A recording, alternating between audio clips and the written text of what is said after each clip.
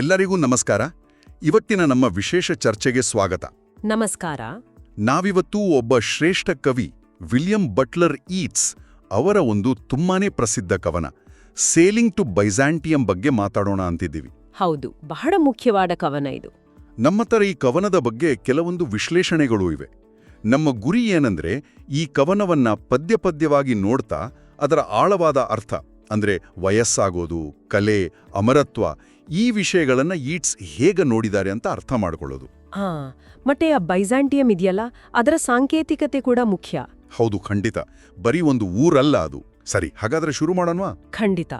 ಮೊದಲನೇದಾಗಿ ಈ ಕವನ ಯಾಕೆ ಇಷ್ಟು ಮುಖ್ಯ ಅಂದ್ರೆ, ಯೀಟ್ಸ್ ಇದನ್ನ ಬರೆಯುವಾಗ ಅವರಿಗೆ ವಯಸ್ಸಾಗಿತ್ತು. ಅಂದ್ರೆ ಸುಮಾರು 60 ದಾಟಿತು ಅಂಟೆ ಕಾಣುತ್ತೆ.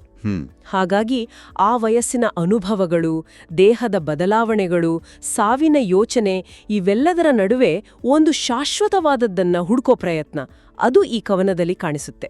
ನೀವು ಹೇಳಿದಾಗೆ ಬೈಜಾಂಟಿಯಂ ಅದು ಬರೀ ಇಸ್ತಾಂಬುಲ್ ಅಲ್ಲ ಅಲ್ವಾ? ಅಲ್ಲವೇ ಅಲ್ಲ. ಅದು ಯೀಟ್ಸ್ಗೆ ಒಂದು ಕಲೆ, ಆಧ್ಯಾತ್ಮ, ಶಾಶ್ವತ ಸೌಂದರ್ಯ ಎಲ್ಲ ಸೇರಿದ ಒಂದು ಆದರ್ಶ ಲೋಕ, ಬಹುಶಃ ಒಂದು ಮನಸ್ಸಿನ ಸ್ಥಿತಿ. ಸರಿ, ಹಾಗಾದ್ರೆ ಮೊದಲನೇ ಪದ್ಯದಲ್ಲೇ ಇದರ ಸುಳಿವು ಸಿಗುತ್ತಾ? That is no country for old men ಅಂತ ಶುರುವಾಗುತ್ತಲ್ಲ? ಹೌದು, ಅಲ್ಲೇ ಶುರು. ಈ ನಾಡು ವೃದ್ಧರಿಗಲ್ಲ ಅಂತ. ಯಾವ ನಾಡು?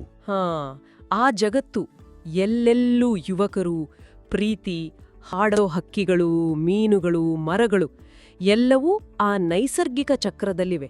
ಹುಟ್ಟು, ಬೆಳವಣಿಗೆ, ಸಂತಾನೋತ್ಪತ್ತಿ ಮತ್ತೆ ಸಾವು. ಒಂದು ರೀತಿ ಇಂದ್ರಿಯಗಳ ಲೋಕ. ಹೌದು, ಇಂದ್ರಿಯ ಸುಖಗಳಿಗೆ ಪ್ರಾಧಾನ್ಯತೆ ಕೊಡುವ ಜಗತ್ತು. ಆದ್ರೆ ಕವಿಗೆ ಅಲ್ಲೇನೋ ಒಂದು ಕೊರತೆ ಕಾಣಿಸುತ್ತೆ. ಏನಾ ಕೊರತೆ? ಆ ಜಗತ್ತು, ಕವಿ ಹೇಳೋ ಹಾಗೆ, ಮಾನ್ಯುಮೆಂಟ್ಸ್ ಆಫ್ ಅನ್ಏಜಿಂಗ್ ಇಂಟೆಲೆಕ್ಟ್ ಅನ್ನ ಕಡೆಗಣಿಸುತ್ತೆ. ಅಂದ್ರೆ ಕಾಲವನ್ನ ಮೀರಿ ನಿಲ್ಲುವ ಬುದ್ಧಿಶಕ್ತಿ, ಕಲೆ, ಜ್ಞಾನ.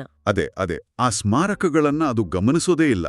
ಅಲ್ಲಿ ಬರೀ ದೇಹದ ಆಸೆಗಳು, ಯೌವನದ ಶಕ್ತಿ, ಸೌಂದರ್ಯಕ್ಕೆ ಮಾತ್ರ ಬೆಲೆ. ವಯಸ್ಸಾದವರ ಜ್ಞಾನಕ್ಕೆ, ಆತ್ಮದ ಹುಡುಕಾಟಕ್ಕೆ ಅಲ್ಲಿ ಜಾಗ ಇಲ್ಲ ಅನ್ನೋ ಒಂದು ವಿಷಾದ. ಹಾಗಾಗಿ ಯೌವನ ಮತ್ತೆ ವೃದ್ಧಾಪ್ಯ, ದೇಹ ಮತ್ತೆ ಆತ್ಮ, ನಶ್ವರ ಮತ್ತೆ ಶಾಶ್ವತ, ಈ ಸಂಘರ್ಷ ಅಲ್ಲಿ ಶುರುವಾಗುತ್ತೆ. ಹಾಗಾದ್ರೆ ಆ ಜಗತ್ತು ತನ್ಗೆ ಸರಿಹೊಂದಲ್ಲ ಅಂತ ಗೊತ್ತಾದ್ಮೇಲೆ ಅಲ್ಲಿಂದ ಪಾರಾಗ್ಬೇಕು ಅನ್ನೋ ಆಲೋಚನೆ ಬರುತ್ತೆ. ಆ ಪಯಣಕ್ಕೆ ಇದು ಒಂದು ರೀತಿಯಲ್ಲಿ ನಾಂದಿ. ಹಾಗಾದ್ರೆ ಮೊದಲನೇ ಪದ್ಯ ಬರೀ ಚಿತ್ರಣ ಅಲ್ಲ, ಅದೊಂದು ನಿರ್ಧಾರಕ್ಕೆ ಬರೋ ಕಾರಣ ಕೂಡ ಹೌದು. ಸರಿ, ಹಾಗಾದ್ರೆ ಎರಡನೇ ಪದ್ಯದಲ್ಲಿ ಈ ಪಯಣ ಶುರುವಾಗುತ್ತಾ? ಹೌದು, ಎರಡನೇ ಪದ್ಯದಲ್ಲಿ ವೃದ್ಧಾಪ್ಯದ ಚಿತ್ರಣ ಇನ್ನೂ ತೀಕ್ಷ್ಣವಾಗಿದೆ. ಹೇಗೆ? ವಯಸ್ಸಾದ ದೇಹವನ್ನ ಕೋಲಿನ ಮೇಲೆ ನೇತಾಕಿದ ಹರಿದ ಅಂಗಿ ಅಂತ ಹೋಲಿಸ್ತಾರೆ. ಅಂದ್ರೆ ಅ ಟ್ಯಾಟರ್ಡ್ ಕೋಟ್ ಅಪಾನ್ ಅ ಸ್ಟಿಕ್.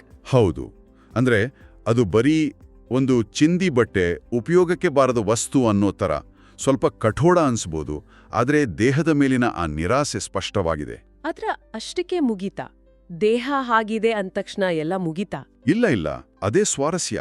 ದೇಹ ಹರಿದ ಅಂಗಿ ತರಹ ಇದ್ರೂ ಅದರೊಳಗಿನ ಆತ್ಮ ಇದೆಯಲ್ಲ, ಸೋಲ್, ಅದಕ್ಕೆ ಶಕ್ತಿ ಇದೆ ಅಂತ ಕವಿ ನಂಬುತ್ತಾರೆ. ಅದು ಸುಮ್ಮನೆ ಕೂಡ್ದೆ ಕೈ ಚಪ್ಪಾಳೆ ತಟ್ಟಿ ಹಾಡಿದ್ರೆ, ಜೋರಾಗಿ ಸಂತೋಷದಿಂದ ಹಾಡಿದ್ರೆ ಆಗ ಆ ಹರಿದೋದ ದೇಹದ ನೋವಿಗೂ ಒಂದು ಅರ್ಥ ಬರುತ್ತೆ, ಜೀವನಕ್ಕೊಂದು ಹೊಸ ಚೈತನ್ಯ ಬಂದ ಹಾಗೆ ಆಗುತ್ತೆ ಅಂತಾರೆ. ಅಂದ್ರೆ ಹೊರಗಿನ ಕ್ಷೀಣತೆಯನ್ನ ಒಳಗಿನ ಶಕ್ತಿಯಿಂದ ಗೆಲ್ಲಬಹುದು ಅಂತ. ನಿಖರವಾಗಿ, ಬಾಹ್ಯದ ಅವನತಿಯನ್ನು ಆಂತರಿಕ ಚೈತನ್ಯ ಮೆಟ್ಟಿ ನಿಲ್ಲಬಲ್ಲದು ಅನ್ನೋ ಒಂದು ಆಶಯ. ಸರಿ, ಆದ್ರೆ ಆತ್ಮಕ್ಕೆ ಹಾಡೋ ಶಕ್ತಿ, ಈ ಸಂಭ್ರಮ ಎಲ್ಲಿಂದ ಬರುತ್ತೆ? ಅದಕ್ಕೇನಾದ್ರೂ ತರಬೇತಿ ಬೇಕಾ? ಖಂಡಿತ ಬೇಕು. ಕವಿಯ ಪ್ರಕಾರ ಅದಕ್ಕೆ ದಾರಿ ಅಂದ್ರೆ ಶ್ರೇಷ್ಠ ಕಲಾಕೃತಿಗಳ ಅಧ್ಯಯನ. ಅದನ್ನೇ monuments of its own magnificence ಅಂತಾರಲ್ಲ, ಆತ್ಮದ ಸ್ವಂತ ವೈಭವದ ಸ್ಮಾರಕಗಳು. ಹೌದು, ಮಹಾನ್ ಕಲೆ, ಸಾಹಿತ್ಯ, ಸಂಗೀತ ಇವೆಲ್ಲ ಆತ್ಮಕ್ಕೆ ದಾರಿ ತೋರಿಸೋ ದೀಪಗಳಿದ್ದ ಹಾಗೆ. ಇವುಗಳಿಂದ ಸ್ಫೂರ್ತಿ ಪಡೆದು ಆತ್ಮ ತನ್ನ ನಿಜ ಸ್ವರೂಪವನ್ನ, ತನ್ನ ದೈವಿಕತೆಯನ್ನ ಅರಿಯುತ್ತೆ. ಇದೇ ಕಾರಣಕ್ಕೆ ಕವಿ ಈ ದೇಹ ಪ್ರಧಾನ ಜಗತ್ತನ್ನ ಬಿಟ್ಟು ಕಲೆ ಮತ್ತು ಆಧ್ಯಾತ್ಮ ಸೇರೋ ಆ ಪವಿತ್ರ ನಗರ ಬೈಜಾಂಟಿಯಂಗೆ ಬೈಜಾಂಟಿಯಂಗೆ ಹೋಗ್ಬೇಕು ಅಂತ ನಿರ್ಧರಿಸೋದು. ಆ ಸೇಲಿಂಗ್ ಅಂದ್ರೆ ನೌಕಾಯಾನ ಶುರುವಾಗೋದೇ ಇಲ್ಲಿಂದ. ಅಂದ್ರೆ ಈ ಪ್ರಯಾಣ ಬರೀ ಭೌಗೋಳಿಕ ಅಲ್ಲ, ಅದೊಂದು ಆಂತರಿಕ ಪಯಣ. ಖಂಡಿತವಾಗಿಯೂ ಅದೊಂದು ರೂಪಕ. ಈ ಭೌತಿಕ ಪ್ರಪಂಚದ ಕ್ಷಣಿಕತೆಯಿಂದ ಈ ದೇಹದ ದೌರ್ಬಲ್ಯಗಳಿಂದ ಪಾರಾಗಿ ಶಾಶ್ವತವಾದ ಕಲಾತ್ಮಕವಾದ ಆಧ್ಯಾತ್ಮಿಕವಾದ ಒಂದು ಸ್ಥಿತಿಗೆ ಹೋಗೋ ಪ್ರಯತ್ನ. ಇದನ್ನ ನಾವು ದೊಡ್ಡ ಚಿತ್ರಣಕ್ಕೆ ಜೋಡಿಸಿದ್ರೆ ಇದು ಕಲೆಯ ಮೂಲಕ ಒಂದು ರೀತಿಯ ಆಧ್ಯಾತ್ಮಿಕ ಪುನರ್ಜನ್ಮವನ್ನೇ ಬಯಸಿದ ಹಾಗೆ. ದೇಹ ನಾಶವಾದ್ರೂ ಆತ್ಮ ಕಲೆಯ ರೂಪದಲ್ಲಿ ಉಳಿಬಹುದು ಅನ್ನೋ ನಂಬಿಕೆ. ಇದು ಬಹಳ ಕುತೂಹಲ ಮೂಡಿಸುತ್ತೆ. ಹಾಗಾದ್ರೆ 3ನೇ ಪದ್ಯದಲ್ಲಿ ಅವರು ಬೈಜಾಂಟಿಯಂ ತಲುಪಿದ್ರಾ? ಅಲ್ಲೇ ನಡೆಯುತ್ತೆ. 3ನೇ ಪದ್ಯದಲ್ಲಿ ಅವರಲ್ಲಿದ್ದಾರೆ ಅಥವಾ ಆ ಆದರ್ಶ ಸ್ಥಿತಿಯನ್ನ ಮನಸ್ಸಿನಲ್ಲಿ ಸ್ಪಷ್ಟವಾಗಿ ಕಾಣ್ತಿದ್ದಾರೆ ಅಂತ ಅನ್ಸುತ್ತೆ. ಅಲ್ಲಿ ಅವರು ಅಲ್ಲಿನ ಜ್ಞಾನಿಗಳನ್ನು ಅಂದ್ರೆ ಸೇಜಸ್ ಅನ್ನ ಪ್ರಾರ್ಥಿಸ್ತಾರೆ. ಸಾಮಾನ್ಯ ಜ್ಞಾನಿಗಳಲ್ಲ ಅಲ್ವಾ? ಅಲ್ಲ, ಅವರು ದೇವರ ಪವಿತ್ರ ಅಗ್ನಿಯಲ್ಲಿ ನಿಂತಿರುವವರು ಮತ್ತೆ ಗೋಡೆಗಳ ಮೇಲಿನ ಹೊಳೆಯೋ ಚಿನ್ನದ ಮೊಸೈಕ್ಗಳಲ್ಲಿ ಕಾಣುವವರು. ಚಿನ್ನದ ಮೊಸೈಕ್ ರಲ್ಲೂ ಪರಿಪೂರ್ಣರು. ಅವರಿಂದ ಏನ್ ಕೇಳ್ಕೊಳ್ತಾರೆ ಕವಿ? ಮುಖ್ಯವಾಗಿ 2 ವಿಷಯ. ಒಂದು, ನನ್ನ ಆತ್ಮದ ಹಾಡುಗಾರಿಕೆಯ ಗುರುಗಳಾಗಿ ಅಂತ. ಅಂದ್ರೆ 2ನೇ ಪದ್ಯದಲ್ಲಿ ಹೇಳಿದ್ವಲ್ಲ, ಆತ್ಮಕ್ಕೆ ಹಾಡಲು ಕಲಿಸು ಅಂತ. 2ನೇದು ಇನ್ನು ಮುಖ್ಯವಾದುದು, ತನ್ನ ಹೃದಯವನ್ನ ಶುದ್ಧೀಕರಿಸಿ ಅಂತ. ಯಾಕಂದ್ರೆ ಅದು ಇನ್ನು ಈ ಸಾಯುತ್ತಿರುವ ಪ್ರಾಣಿಗೆ ಅಂಟ್ಕೊಂಡಿದೆ. ಡೈಯಿಂಗ್ ಆನಿಮಲ್, ಮತ್ತೆ ಅದೇ ಪದ. ಹೌದು. ಅಂದ್ರೆ ಈ ನಶ್ವರ ದೇಹ, ಲೌಕಿಕ ಆಸೆಗಳು, ಈ ಬಂಧನದಿಂದ ಬಿಡಿಸಿ ತನ್ನನ್ನ ಶಾಶ್ವತತೆಯ ಕಲಾಕೃತಿಯ ಭಾಗವಾಗಿ ಮಾಡಿ ಅಂತ ಬೇಡ್ಕೊಳ್ತಾರೆ. ಆರ್ಟಿಫಿಸ್ ಆಫ್ ಇಟರ್ನಿಟಿ, ಶಾಶ್ವತತೆಯ ಕಲಾಕೃತಿ. ಇದರ ಅರ್ಥ ಏನು? ಮನುಷ್ಯ ಒಂದು ಕಲಾಕೃತಿಯಾಗೋಕ್ ಸಾಧ್ಯನಾ? ಡೈಯಿಂಗ್ ಆನಿಮಲ್ ಪದ ಮತ್ತೆ ದೇಹದ ನಶ್ವರತೆ ಬಗ್ಗೆ ಕವಿಗಿರೋ ಅಸಮಾಧಾನವನ್ನ ತೋರಿಸುತ್ತೆ.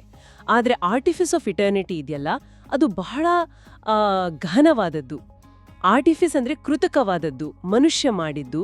ಇಟರ್ನಿಟಿ ಅಂದ್ರೆ ಶಾಶ್ವತತೆ. ಅಂದ್ರೆ ಪ್ರಕೃತಿ ಕೊಟ್ಟ ನಶ್ವರ ದೇಹದ ಬದಲು ಮನುಷ್ಯನೇ ಸೃಷ್ಟಿಸೋ ಕಲೆಯ ಮೂಲಕ ಶಾಶ್ವತತೆ ಪಡೆಯೋದು. ಅದೇ, ಒಂದು ಕವನವಾಗಿ, ಚಿತ್ರವಾಗಿ, ಶಿಲ್ಪವಾಗಿ ಕಾಲವನ್ನ ಮೀರಿ ನಿಲ್ಲೋದು. ಇಲ್ಲಿ ಒಂದು ಮುಖ್ಯವಾದ ಪ್ರಶ್ನೆ ಹೇಳುತ್ತೆ ಅಲ್ವಾ? ಮನುಷ್ಯನ ಸೃಜನಶೀಲತೆ ಪ್ರಕೃತಿಯ ನಿಯಮಗಳನ್ನ ಮೀರಿ ನಿಲ್ಬಹುದಾ? ಈಟ್ಸ್ ಹೌದು ಅಂತ ಹೇಳ್ತಿರೋ ಹಾಗೆ ಕಾಣಿಸ್ತೆ.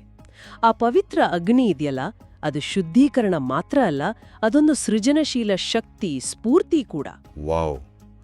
ದೇಹವನ್ನೇ ಬಿಟ್ಟು ಕಲೆಯ ರೂಪದಲ್ಲಿ ಶಾಶ್ವತವಾಗಿ ಬದುಕೋ ಬಯಕೆ, ಇದು 4ನೇ ಪದ್ಯದಲ್ಲಿ ಪೂರ್ತಿ ಆಗತ್ತಾ? ಹೌದು. 4ನೇ ಅಂದ್ರೆ ಕೊನೆಯ ಪದ್ಯದಲ್ಲಿ ಕವಿ ತನ್ನ ಅಂತಿಮ ರೂಪಾಂತರದ ಬಗ್ಗೆ ಒಂದು ಸ್ಪಷ್ಟ ಚಿತ್ರಣ ಕೊಡ್ತಾರೆ. ಏನದು? ಒಮ್ಮೆ ಈ ಪ್ರಕೃತಿಯ ಬಂಧನದಿಂದ, ಅಂದ್ರೆ ಹುಟ್ಟು ಸಾವಿನ ಚಕ್ರದಿಂದ ಪೂರ್ತಿ ಹೊರಬಂದ ಮೇಲೆ ತಾನು ಮತ್ತೆ ಯಾವುದೇ ನೈಸರ್ಗಿಕ ವಸ್ತುವಿನ ರೂಪ ತಾಳೋದಿಲ್ಲ ಅಂತ ದೃಢವಾಗಿ ಹೇಳ್ತಾರೆ. ಮನುಷ್ಯನಾಗಿ, ಪ್ರಾಣಿಯಾಗಿ ಯಾವುದು ಬೇಡ.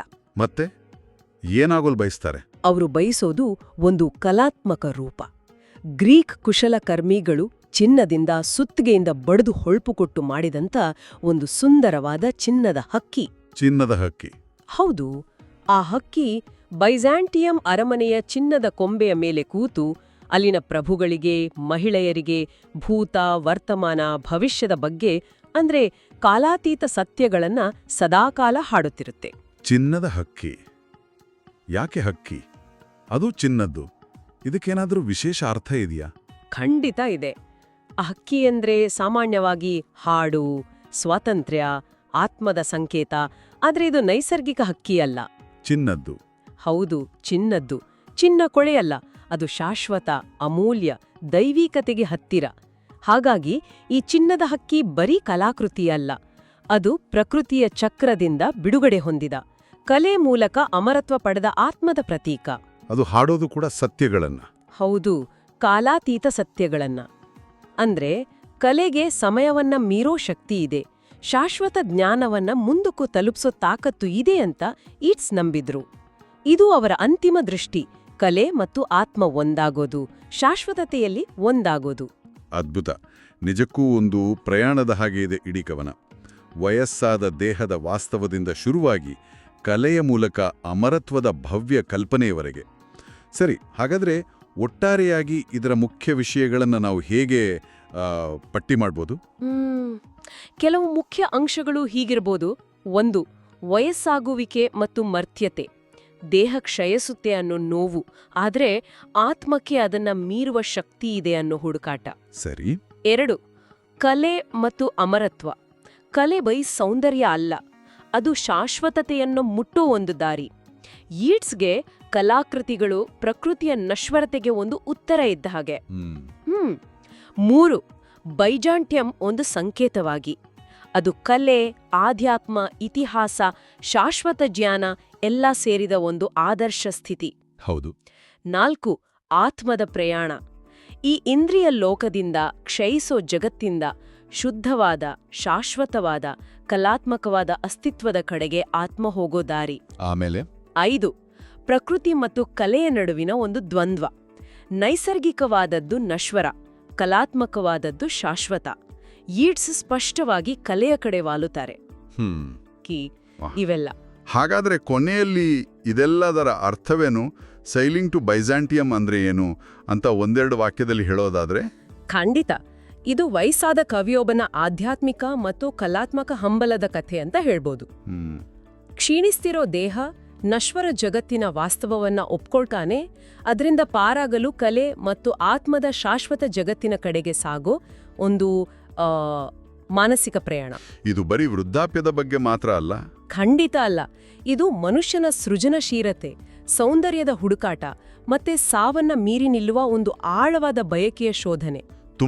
ತುಂಬಾ ಚೆನ್ನಾಗಿ ವಿವರಿಸಿದ್ರಿ. ಇದು ನಮ್ಮೆಲ್ಲರ ಮನಸ್ಸಲ್ಲೂ ಇರೋ ಪ್ರಶ್ನೆಗಳನ್ನೇ ಕೆದಕುತ್ತೆ ಅಲ್ವಾ? ವಯಸ್ಸಾದಂತೆ ಬದುಕಿನ ಅರ್ಥ, ನಾವು ಏನು ಬಿಟ್ಟು ಹೋಗ್ತೀವಿ ಅನ್ನೋ ಯೋಚನೆಗಳು. ಹೌದು. ಯೀಟ್ಸ್ ಅದಕ್ಕೆ ಕಲೆಯನ್ನ ಒಂದು ಉತ್ತರವಾಗಿ ನೋಡಿದ್ರು, ಆದ್ರೆ ಕವನ ನಮ್ ಮುಂದೆ ಒಂದು ಪ್ರಶ್ನೆಯನ್ನ ಇಟ್ಟೋಗುತ್ತೆ. ಯೀಟ್ಸ್ ಬಯಸಿದ ಹಾಗೆ ಈ ರಕ್ತ ಮಾಂಸದ ದೇಹವನ್ನ ಬಿಟ್ಟು ಒಂದು ಕಲಾಕೃತಿಯಾಗಿ, ಚಿನ್ನದ ಹಕ್ಕಿಯಾಗಿ ಶಾಶ್ವತವಾಗಿ ಬದುಕೋದಿದೆಯಲ್ಲ, ಅದು ನಿಜವಾಗ್ಲೂ ಆಕರ್ಷಕವ ಅಥವಾ ಅದರಲ್ಲಿ ಏನೋ ಒಂದು ಅಮಾನವೀಯತೆ ಇದೆಯಾ? ಪ್ರಕೃತಿಯಿಂದ ಪೂರ್ತಿ ದೂರವಾಗಿ ಬರೀ ಕಲಾಕೃತಿಯಾಗಿರೋದು ನಿಜವಾದ ಅಮರತ್ವ ಅಂತ ಅನಿಸ್ತಾ ಯೋಚಿಸಬೇಕಾದ ವಿಷಯ. ನಿಜಕ್ಕೂ ಆ ಕಲ್ಪನೆ ಒಮ್ಮೆ ರೋಮಾಂಚನ ಅನಿಸಿದ್ರೆ ಇನ್ನೊಮ್ಮೆ ಸ್ವಲ್ಪ ಭಯಾನೂ ಆಗತ್ತೆ. ಇಂತಹ ಆಳವಾದ ಚಿಂತನೆಗೆ ಹಚ್ಚುವ ಕವನದ ಬಗ್ಗೆ ಇಷ್ಟು ಚೆನ್ನಾಗಿ ಮಾತಾಡಿದ್ದಕ್ಕೆ ಧನ್ಯವಾದಗಳು. ನನ್ಗೂ ಈ ಚರ್ಚೆ ತುಂಬಾ ಇಷ್ಟವಾಯಿತು. ಧನ್ಯವಾದಗಳು.